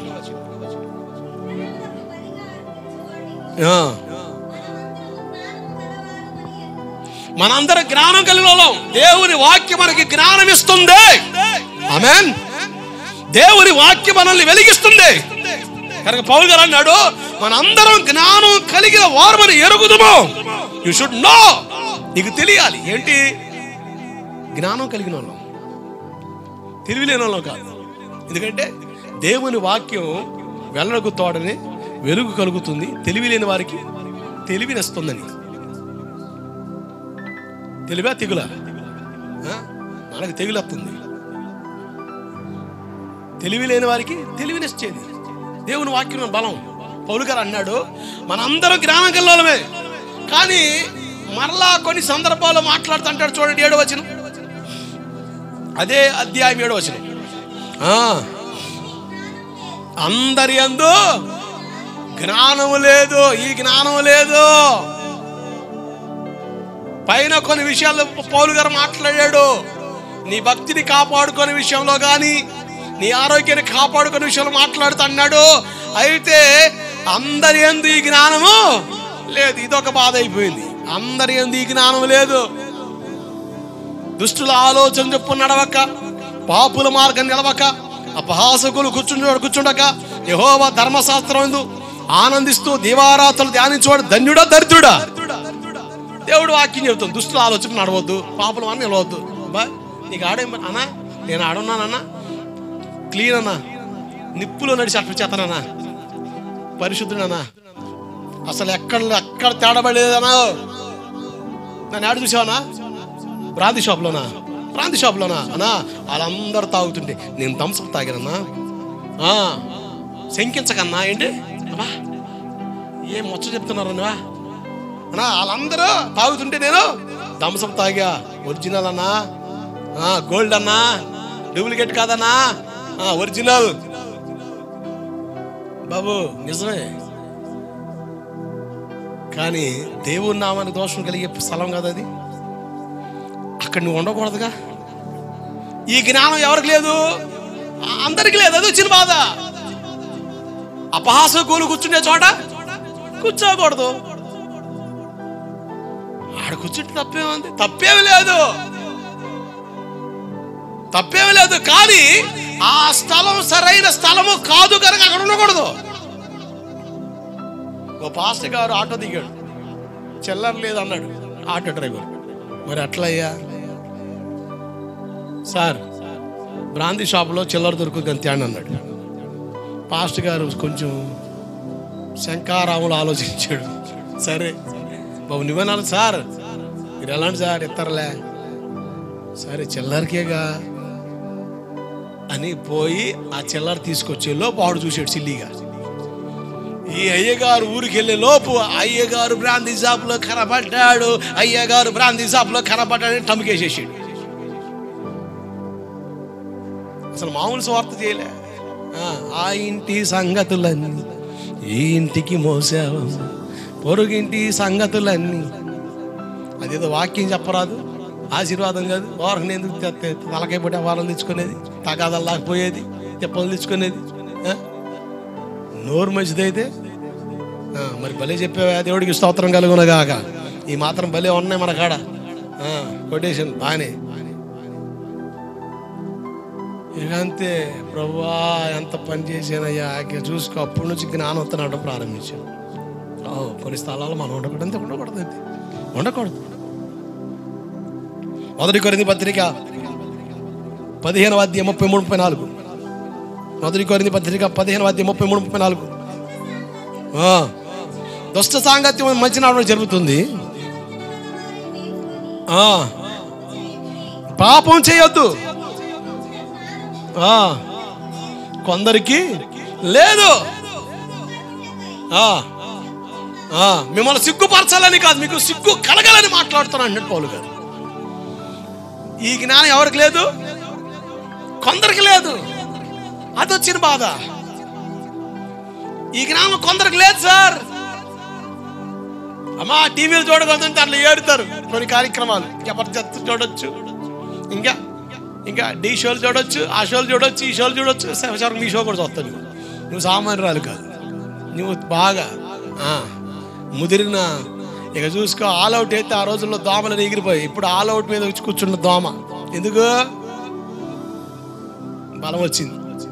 మరి అది దేవుడికి స్తోత్రం కలుగును గాక.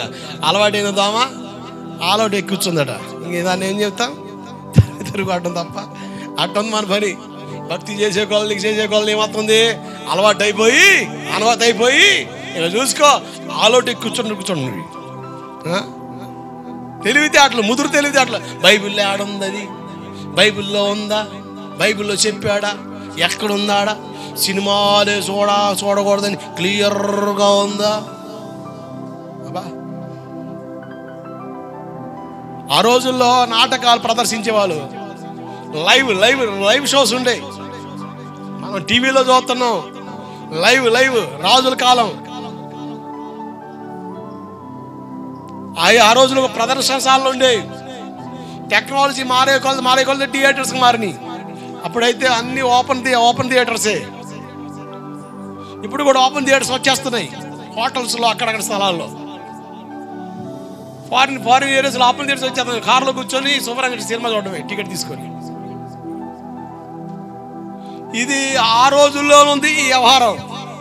అయితే టెక్నాలజీ కొంచెం అభివృద్ధి అయితే కొంచెం మార్పులు జరిగినాయి, అంతమించి ఏమీ లేదు. Same to same. అందుకని ప్రసంగం అంటాడు, ఇప్పుడే కొత్తదే జరగట్లే సూర్యుడి కింద. ఆ పూర్వం జరిగినవే ఇప్పుడు సేమ్ టు సేమ్ జరుగుతున్నాయి. అంతేగాని కొత్తదనం అంటూ ఏది లేదని. బైబిల్లో ప్రతి సంగతి రాయబడింది. ప్రతి విషయాన్ని దేవుడు ప్రస్తావించాడు. ఎందుకంటే ఆయన సృష్టికర్త గనక. దేవుడికి స్తోత్రం కలుగునుగాక. హల్లెలూయా. కనుక జ్ఞానం కలిగి నడవాలి, జ్ఞానం కలిగి భక్తి చేయాలి, జ్ఞానం కలిగి నడిపించబడ్డ మంచిది. జాగ్రత్తగానండి. బైబిల్లో చాలా స్పష్టంగా ఉంది. కొంతమంది అంటారు విగ్రహార్పితమైన వాటిని కూడా ప్రార్థన చేసి తింటే దేవుడు పరిశుద్ధపరిచేస్తాడు. వాస్తవే కాదంటలేదు. కానీ బలహీనుడైన నీ తోటి సహోదరుడు బలహీనపరచబడకుండా నిమిత్తం, ఎవరన్నా పాస్టర్ గారు నేను ఎవరు తెచ్చారనుకోండి తినేస్తా. ఓ పాస్టర్ గారే తిన్నాడని చెప్పేసి ఇక చూసుకో, ఆడన్న కొలుపులు జరిగి ఆడ విగ్రహార్పితం చేసిన దాన్ని వండారనుకోండి, పొట్టేలాగానే అడ్డం పడి కూర్చొని మెక్కొత్తం పాతం చేసేలే. కడుపాత్రం తిండి నీది. జ్ఞానం కలిగినాడు. బైబిల్లో చాలా స్పష్టంగా ఉంది. ద్వితీయోపదేశకాండం 12వ అధ్యాయం 4వ వచనం. ద్వితీయోపదేశకాండం 12వ అధ్యాయం 4వ వచనం.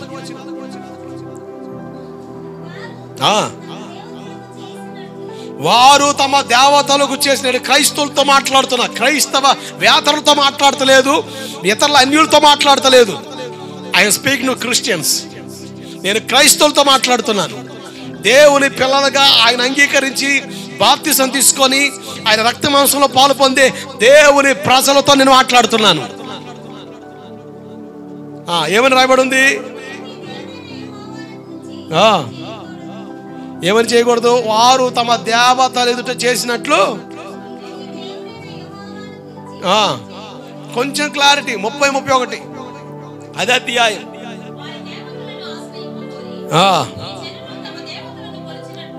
ఇదిగో వాళ్ళ దేవతలను ఆశ్రయింపగోరి ఈ జనులు వారి దేవతలను కొలిచినట్లు నేను కూడా చేస్తాను అనుకోవద్దు. జాగ్రత్తగా ఉండు. Be careful. ఎవరు చెప్పారు ఈ మాట?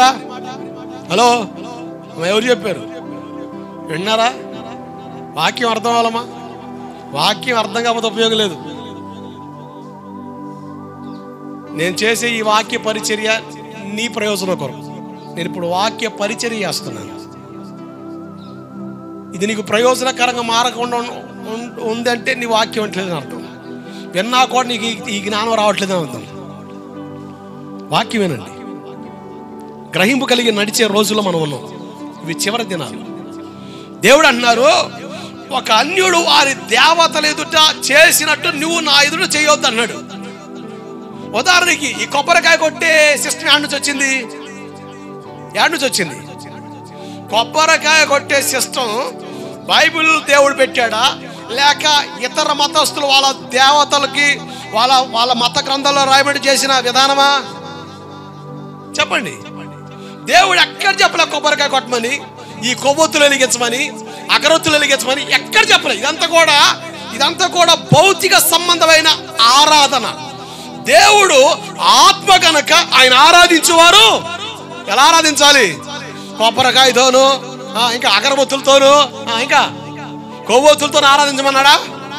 అలా చెప్తే అలాగే చేద్దాం. లేదుగా అమ్మా అనయమో ఏది కమ్మరిపాలెం దాటేసివే ఉండు వెళ్ళిపోదులే. మరి దూరదేశం నుంచి వస్తున్నాం మా సంఘానికి. దేవుడికి స్తోత్రం కలుగునుగా. దేవుడు దీవించాడండి. దేవుడికి స్తోత్రం. హల్లెలూయా. జాగ్రత్తనండి. ఆత్మతోను సత్యంతో ఆరాధించు. ఆయన ఎలా ఉన్నాడు? వాక్యమై ఉన్నాడు.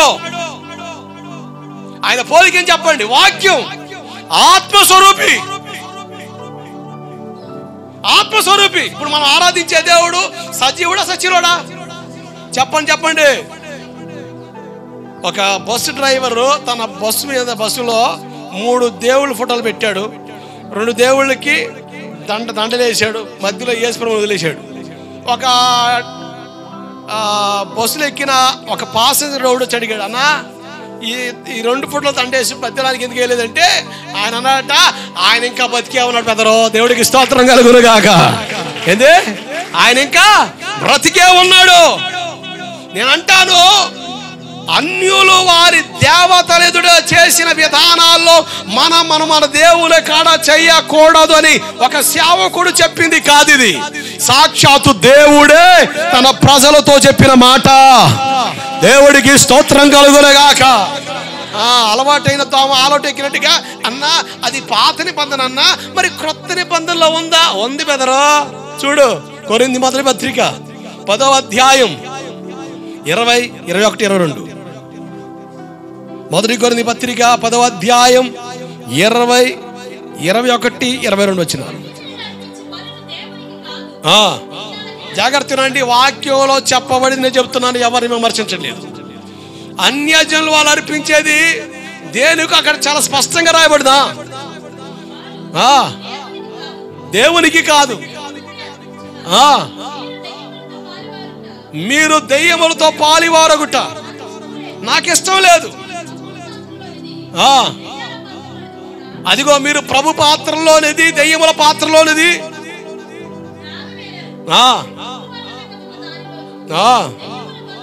అబ్బా ఎంత స్పష్టంగా అంటే ప్రభు బలలో పాలు పొందే నీవు, జాగ్రత్తలు, ఇది బల్ల.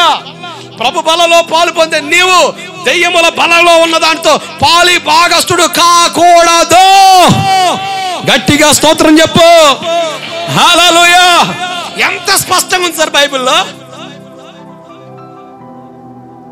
ఆయన క్లారిటీ అండి. నీకేమో మసకబారినట్టు కనబడుతుంది, బోసరగా. ఆ శ్రీనివాసరెడ్డి అన్న ఒక విషయం చెప్పినట్టు, అయ్యగారు రాత్రి యేసుప్రభు వచ్చాడండి. వస్తే ఏమన్నాడమ్మా? చచ్చిపోమన్నాడమ్మా. ఎందుకు? నువ్వు కష్టాలు పడలేకపోతున్నావు అమ్మా. మరి అమ్మా నీ బాధలు నేను కూడా చూడలేకపోతున్నా, నా అక్కడికి వచ్చేయన్నాడండి. మరి అట్టా ఉరేసుకొని చమ్మన్నాడండి. దేవుడు చెప్తాడా?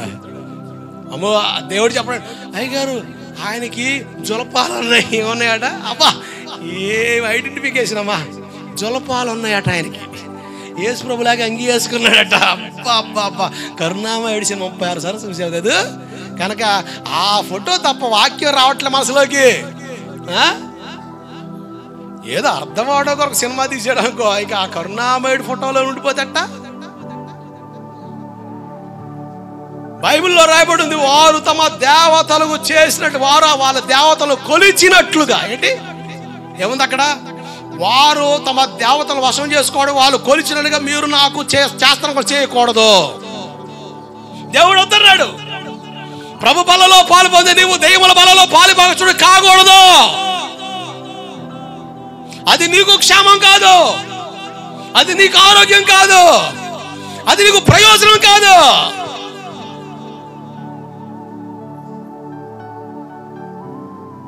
కొన్ని సంఘాల్లో, కొన్ని సహవాసాలు జ్ఞాపకార్థ ఫోటోలు పెట్టరు. సరే వాళ్ళు నేను విమర్శించట్లేదు, సరే వాళ్ళ ఒపీనియన్ వాళ్ళది.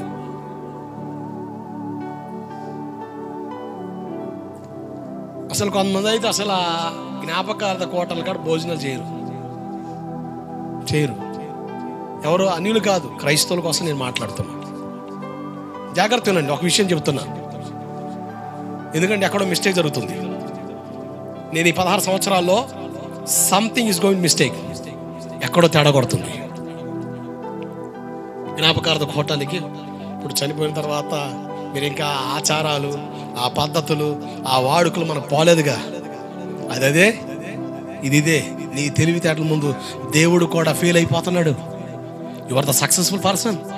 ఒకవేళ దేవుడే వచ్చి కూర్చుంటే ఆయనకే తెలివి నేర్పుతావు. యేసు ప్రభువా సులువు దండేసుకుంటావు. ఎందుకు అసలు సూపర్. యేసు ప్రభుకి తెలివితేటలు నేర్పే మహాభక్తులు ఉన్నారు మన భూమి మీద. అందుకని అట్లా తగలాడుతుంది భక్తి. నేను జోక్ చేయట్లే, సీరియస్ చెబుతున్నా, బాధతో చెబుతున్నా. అట్లా మీరు ఉండకూడదని చెప్తున్నా, అట్లా మీరు ఉండొద్దని చెప్తున్నా. అది వద్దు, అలా అది మంచిది కాదని చెప్తున్నా. భలే విచిత్రం. ఈ 11 రోజు 9 రోజు చేస్తారుగా. సరే,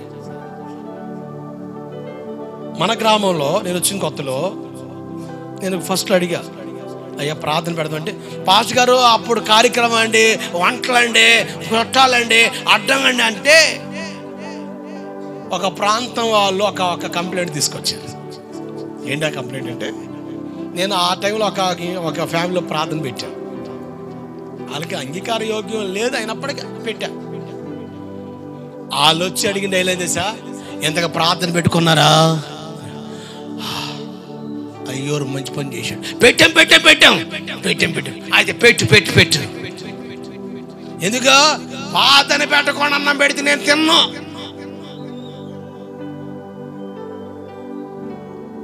ఇప్పుడు లైన్లోకి వచ్చారు మనుషులు. అయ్యా 12 గంటలలోపు ఏంటి కోటం వేసేసి, జస్ట్ చిన్న కోటం పెట్టేసాయి. ఎందుకంటే మళ్ళీ వండినంత వేస్ట్ అయిపోద్ది, వాళ్ళు తిన్నంటారు. పోతుంది. సరే బాగానే ఉంది, కానీ నేను ఆ ఆహారం నేను తినేవాడిని, కానీ ఈ మధ్యన తినబుద్ధి కావట్లే. నేను కొంతమందిని పరిశీలించాను. సరే, కీడు కొట్లంది ఎక్కడి నుంచి చేరుకొచ్చారో నాకు తెలియదు. మరి ఆ కొట్లు మీకు ఏడ దొరుకుతుందో నాకు తెలియదు. మరి మొత్తం తెస్తున్నారు.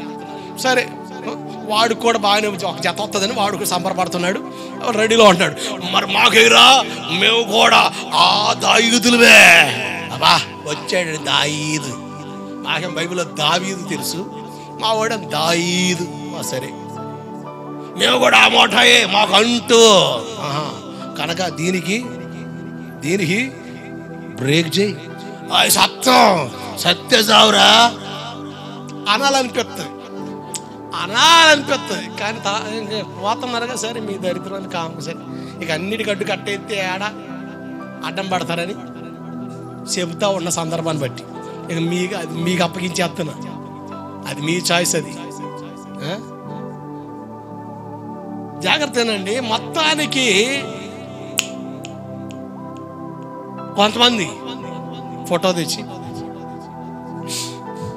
మా అమ్మకి చికెన్ అంటే చాలా ఇష్టం అని కొంచెం బిర్యానీ, కొంచెం చికెన్ తెచ్చి ఆ బొమ్మ కాడ పెడుతున్నాడు. వీడు యాడ్ నుంచి పట్టుకొచ్చారు. ఇదే పెన్నం పెడుతున్నావా? నీకు దండం పెడుతున్నా, నాకైతే తినబుద్ధి కావట్లేదు. నిజమండి. మీరు చూడండి, పెళ్లి భోజన స్మెల్ వేరు, దినం కూడి స్మెల్ వేరు. అది ఈడి కొట్టిందంటే మొత్తానికి తేడా చేస్తున్నా నువ్వు. నిజం. ఈ మధ్య నేను మా పాస్టర్ గారు నాకు వద్దు తీసుకోకపోతే తినబుద్ధి కావట్లే. ఇదిగో తెలుసా, మీరు అన్య పోకళ్ళకు జారుతున్నారు. వాళ్ళు కూడా మీరు సిద్ధాంతిని, ఆ పూజారిని ఒక్కడనే తేవట్లేదు. కానీ ఎందుకంటే మధ్యలో పాస్టర్ ఉన్నాడుగా కనుక ఆయన వదిలేస్తున్నారు. మిగతా సేమ్ టు సేమ్ గుద్ది పడేస్తున్నారు. ఇక దండం పెట్టి చెబుతున్నా, దేవుడు ఒప్పుకోడు. తినబుద్ధి కావట్లేదు. తినబుద్ధి కావట్లేదు.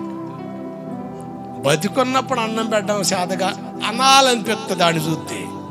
సరే ఏడు సత్తాడని, సరే కానీ నాకు పెట్టకూడదురా. నేను విమర్శించట్లేదండి, నేను వాక్యం చెప్తున్నాను. నేను అభ్యంతరం చెప్పట్లే, సత్యం మాట్లాడుతున్నాను. వాక్యాన్ని ఎత్తిబట్టి మాట్లాడుతున్నాను. వాక్య క్రమాన్ని దాటి నువ్వు చేస్తే మాత్రం అది నీకు నష్టాన్ని తలపెడుతుంది.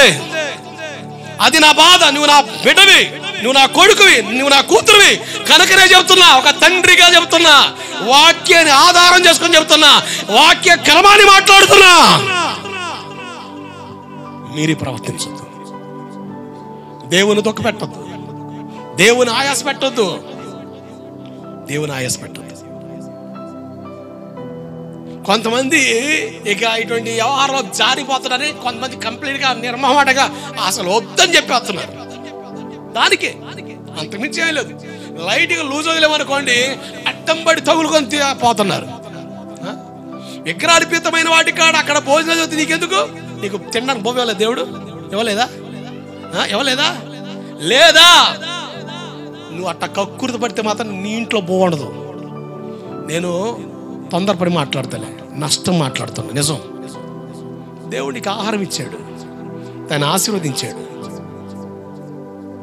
విడిగా ఉన్నదాన్ని తీసుకో. నేను ఒక అన్నికుడు బయటకు వచ్చానండి. మా వాళ్ళు విగ్రహ ఆరాధకులు. మా ప్రాంతం నేను వెళితే ఎవరితో మా అమ్మ కూడా సంక్రాంతి రోజు మేము వెళ్ళామనుకోండి, మా నాన్న పూజ చేసి ఆ కోడి పసుపు రాసి దాన్ని కోస్తాడు, దాన్ని కోసుకొని తింటారు. ఆ మాంసం మాకు పెట్టరు, మాకు సపరేట్గానే వండుతారు. వాళ్ళు నేను విమర్శించట్లే, వాళ్ళ విగ్రహార్పితమైన అనుభవాల్లో వాళ్ళ లెక్కలు వాళ్ళకు ఉన్నాయి. నేను దాన్ని విమర్శ చేయట్లేదు.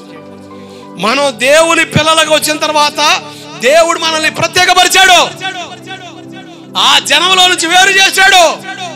అలా చేయడం అది శాపం. నేను వీటన్నిటి కోసం మాట్లాడిన తర్వాత మాట్లాడే ఒక టాపిక్ ఏంటంటే, ఐగుప్తు దేశానికి దేవుడు తీర్పు తీర్చాడు. ఏం తీర్చాడు? ఐగుప్తు దేశం మీద ఎలా తీర్పు తీర్చాడు? 10 తెగుళ్ళు రప్పించాడు. 10 తెగుళ్ళు రావడానికి కారణం ఏమిటో స్పష్టంగా కొన్ని విషయాలు చెప్తారు. కనీసం అప్పుడు అనేది కనువిప్పు కలిగితే దేవుడికి స్తోత్రం. నేను బ్రతికినట్టే.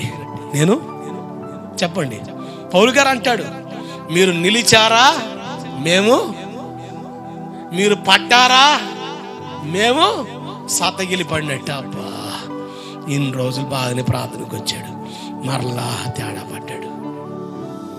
మీరు నిలిచారా మేము బ్రతికినట్టే. నువ్వు నిలబడ్డావా నేను బ్రతికినట్టే. నేను సంతోషపడినట్లే.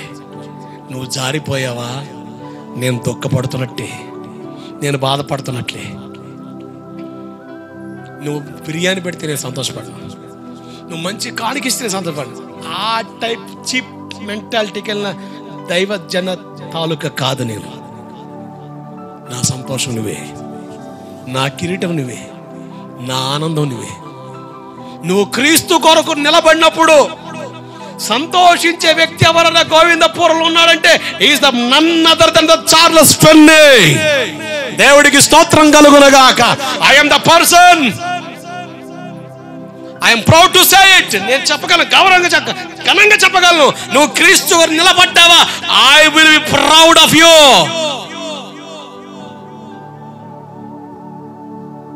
నువ్వు నిలిచావా నేను బ్రతికినట్టే.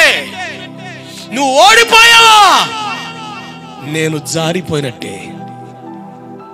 లెక్క అప్పగించవలసిన వారికి పనిచేయాల్సిన బాధ్యత నాకుంది. దేవుని వాక్యాన్ని అర్థం చేసుకోండి. నేను నా మాటలు చెప్తే తీసి పక్కన పెట్టాను. దేవుని వాక్యం ఉందా?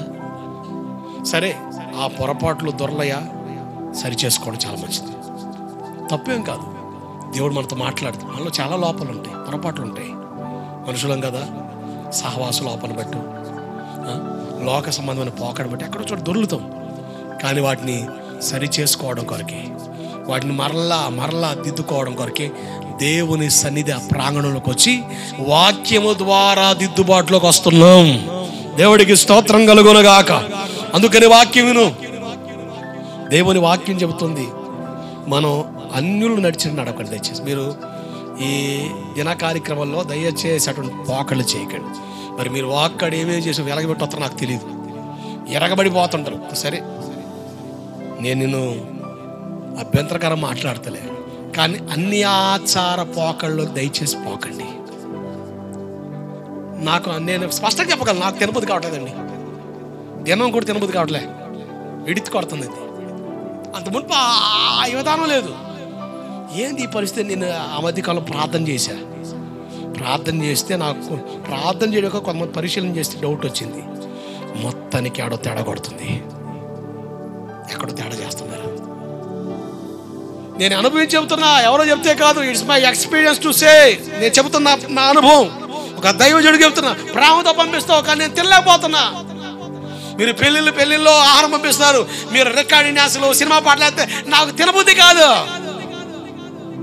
తిన్న అరగదు, నిద్ర పట్టదు. ఎందుకో తెలుసా? నీకోసం లెక్క చెప్పవలసిన వాడిని నేను.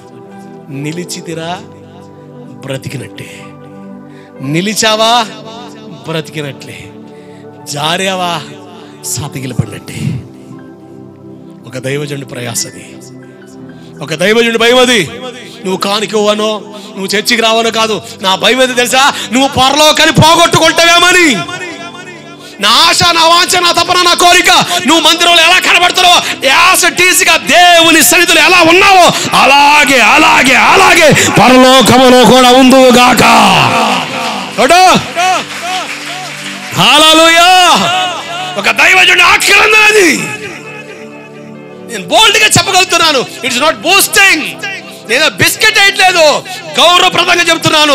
నా ఆక్రందన, నా బాధ, నా వేదన, నా దుఃఖం, నా ఆశ ఒకటే, నువ్వు నిత్య రాజ్యంలో అగపడటం వల్ల నిలిచావా బ్రతికినట్టే. కనుక నేను చెప్తున్నాను, ఎంత స్పష్టం బైబిల్లో ఉందండి. వాక్యం చదవట్లేదు, కనీసం వాక్యం ఏంటప్పుడు అలా ఉందో లేదో పరిశీలన చేయి. నేను మీతో ఏదైనా కాంట్రవర్సీ మాట్లాడేటప్పుడు నేను ఖచ్చితంగా చాలా విషయాలు ధ్యానం చేస్తాను. ఎందుకంటే నేను దేవుని జనవిధితో మాట్లాడుతున్నాను, దేవుని సన్నిధిలో మాట్లాడుతున్నాను. నోటికి ఏదొస్తుంది మాట్లాడడానికి అవకాశం లేదు. నా నోటి మాటకున్న బలం దేవుని వాక్యమే. ఆమేన్. నా నోటి మాటకున్న బలం God's word. I have the strength in the word of God. దేవుని వాక్యంలో బలము నాకుంది. ఆ మాట పలకడం ద్వారా, ఆ మాట పలుకుతుండగా మీలో ఉన్న కట్లు, బంధకాలు అన్ని కూడా తెగిపోయి విడిపించబడుదురుగాక. హల్లెలూయా. బైబిల్లో కొన్ని విషయాలు ఉన్నాయి, త్వరగా చూడండి ఒకసారి. 1 కొరింథీ పత్రిక 10వ అధ్యాయం 23వ వచనం, 24, 25. అన్ని విషయాల్లో నాకు స్వాతంత్రం ఉంది, అన్నీ చేయదగిన. ఇప్పుడు పాస్టర్ గారు సార్ బజార్లో కూర్చుని తప్పేంది సార్? పొద్దునే విజిటింగ్ బయలుదేరి వచ్చి, అమ్మా ప్రైజ్ లార్డ్, హల్లెలూయా, తల్లి వందనాలమ్మా, హల్లెలూయా, ఆదివారం ప్రార్థనకు వచ్చాము, అయ్యగారు చూడలేదు, అయ్యగారు మర్చిపోయినాం, వచ్చారు కదా, బ్రదర్ కూడా వచ్చాడు కదా, ఆ అబ్బాయి కూడా వచ్చి, అబ్బా దేవుడికి స్తోత్రం. ఇంతకీ పొద్దున్న ఏముండేవమ్మా? అయ్యగారు ఇడ్లీ అయ్యగారు 2 పడే మొఖానికి, హల్లెలూయా. ఇంట్లో అన్నం వండే పని లేదు, మా అమ్మ సరిపోదు నాకు. మీ ఇంటికి వస్తే ఇవ్వ పెట్టవు నాకు, ఎందుకు పెట్టమని బ్రహ్మాండం పెడతాం. 1 రోజు పెడతాం, 2 రోజులు పెడతాం, 4వ రోజు టయానికి వస్తాను మనిషి అని నా కోసం పుస్తకమే రాస్తాను. మా అయ్యోరు మామూలుడు కాదయ్యా, మళ్ళీ అలవాటు పడ్డాడు ఈ మధ్యన అని పుస్తకాలు రీల్ వేస్తావు నా కోసం, స్క్రీన్ షాట్లు తీస్తావు. చూడు అయ్యగారు ఎడుతున్నాడు, వేస్తాడు, నేను తెచ్చుకొని మొత్తం మా అమ్మరు వేస్తున్నా, ఆయన దంపుడు వేస్తున్నా. అబ్బా భలే దొరికింది కదా, వందనాలండి. అసలు మామూలుగా ఉండదు వ్యవహారం, భలే విచిత్రం. కానీ అన్నీ చెయ్యదగినవి కావు.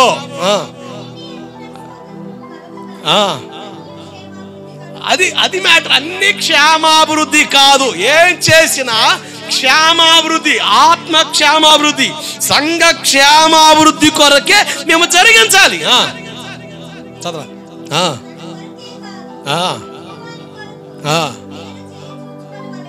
మేలు చెయ్య, అది ఇంకా మనసాక్షి నిమిత్తం ఏ విచారణ చేయక జాగ్రత్త పిల్లారా. కొంతమంది అయ్యారు మరి అర్పితం అంటున్నారు. మరి విగ్రహారాధన చేసే వాళ్ళ హోటల్స్ ఉంటున్నాయి, మరి అక్కడ టిఫిన్ చేయొచ్చు అంటారా? ఆ రోజుల్లో పౌలు గారిని అడిగారు, తినవచ్చా అన్నాడు. పౌలు గారు అక్కడ నిర్మోహమాట తీసుకోవచ్చు, ఇబ్బంది లేదు, ఎందుకంటే అది వ్యాపారం.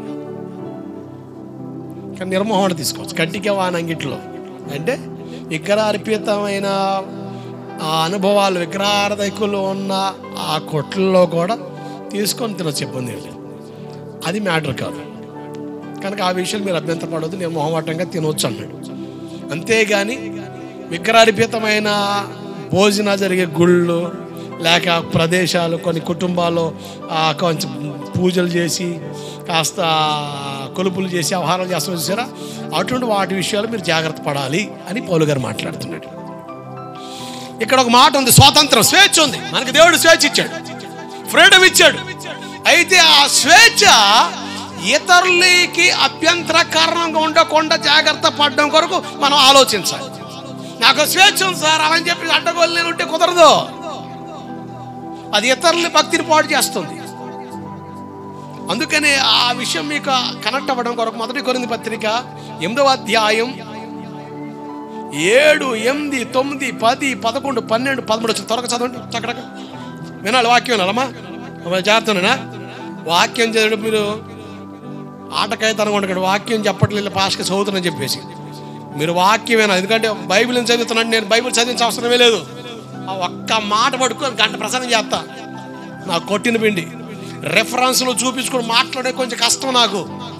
ఒక మాట పట్టుకొని ఏకడం పెద్ద లెక్కేం కాదు, అలవాటు పడిన బండిది, చూసుకొని పోద్ది. కానీ నీకేం అర్థం కాదు, అది వచ్చిన బాధ. ఇంకోటి ఏంటంటే వాక్యం చదవడం వలన, వాక్యం బైబిల్ వాక్యం రెఫరెన్స్ చదవడం వలన, మీరు వినడం వలన బైబిల్లో ఉంది వాక్కును పంపి రోగులు బాగు చేశాడు. కనుక పాస్టర్ గారు వివరిస్తున్నాడు, వివరించే వాక్యం కూడా నువ్వు జాగ్రత్తగా వింటే, ఆ వాక్యం నీ చెవిని పడితే నీ జీవితంలో బలమైన మార్పులు ప్రారంభించబడతాయి. చదవండి 7వ వచనం. అయితే అందరికీ జ్ఞానం లేదు, విగ్రహ ఆరాధన చేసిన వాళ్ళు గనక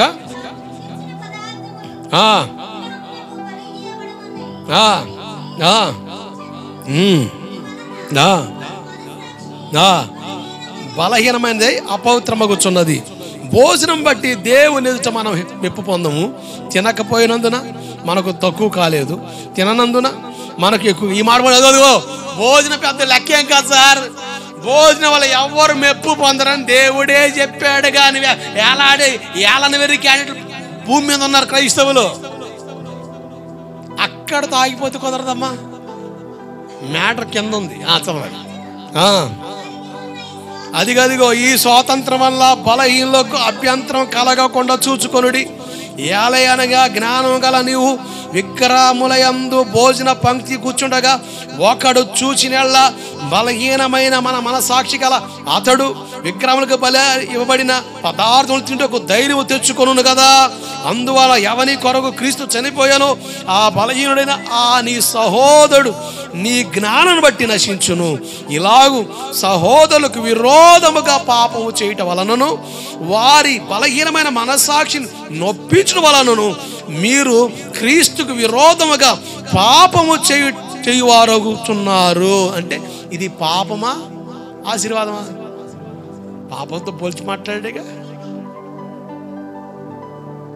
ఇప్పుడు నేను పాస్టర్ కాను సార్, నేను అంటా బ్రదర్ ప్రార్థన చేసి తినేచ్చు సార్,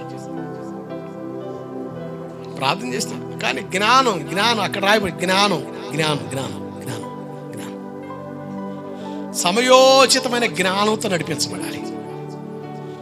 మనం జ్ఞానం కలిగిన వారు మన కాడ బలహీన మనసాక్షి కలిగిన వాళ్ళు అనుకోండి, వాళ్ళు ఎదుటే మనం తిన్నాం అనుకోండి. నేను నా గుంటూరు మీటింగ్కి వెళ్ళా, ఒక చోటుకి వెళ్ళా, కొన్ని కొంచెం మందిరం కాసుకొని వస్తువులు రేట్స్ కనుక్కోవడం కొరకు వెళ్ళా. చిన్న చిన్న వస్తువులు, సరే ఇప్పుడు భవిష్యత్తు తీసుకొని వెళ్ళలేదు. ఎవరో ప్రసాదం తీసుకొస్తే ఒక ఆమె పని కట్టుకొని మరి నా మీద ప్రేమ వెలగబోతుంది ఆ మనిషి. అయ్యా ఏమండి ఏమండి ఆగండి ఆగండి ఆగండి, ఎందుకమ్మా తీసుకోండి సార్ అంటుంటే ఆ ఓనర్ అంటాడు, అమ్మ ఆయన తీసుకోలేరా ఆయనకి అన్నాడు. తీసుకోరా మీరు తీసుకోరా అని ఇటు అటు అవుతుంది. నేను నవ్వుతా చూస్తాను. ఆయన తీసుకోలే, ఆయన పాస్టర్ గారు రా అన్నాడు. దేవుడికి స్తోత్రం కలుగును గాక. ఇప్పుడు నా పక్కన ఉన్న వాళ్ళు అన్నారు, నేను కరువు కొట్టుండు అనుకో, ఆపలేదు అదే ఉంటుంది. ఏందట ఏం బైబిల్లో ఉందిగా పాదం చేసింది అంత పవిత్రమైపోద్దని, బైబిల్లో లేదా ఏంది తినేద్దాం తినే, నువ్వు తింటావు లడ్డు కాడ ఆగిపోతావు. నువ్వు నీ పక్కన ఉన్నోడు పోయి ఆడు కూర్చుంటాడు, ఎడా ఆ భోజన సామాగ్రి అక్కడ కూర్చుంటాడు. నాకని మొదలు పోయి ఆనే తిన్నాడు, పెద్ద లక్ష్యం కాదట, నేను డౌట్ అనుకున్నాను కానీ ఇబ్బంది లేదంటే అడ్డం పడి తింటాడు వాడు.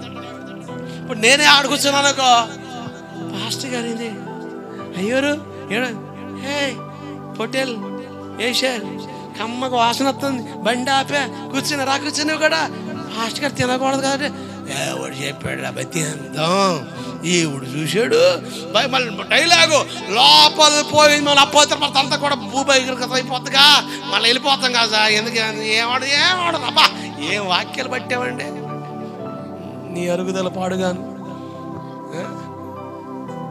బలహీనపరిచే విధానాలు అంటే మనం కొంచెం లూజ్ ఇస్తే మిగతా మొత్తం క్లోజ్ అయిపోతున్నారు వాటికి. నువ్వు కొంచెం లూజ్ ఇస్తే వాళ్ళు క్లోజ్ అయిపోతున్నారు. కనుక బైబిల్ చెబుతుంది స్వాతంత్రం ఇతరులకు అభ్యంతరకరంగా ఉండకూడదు.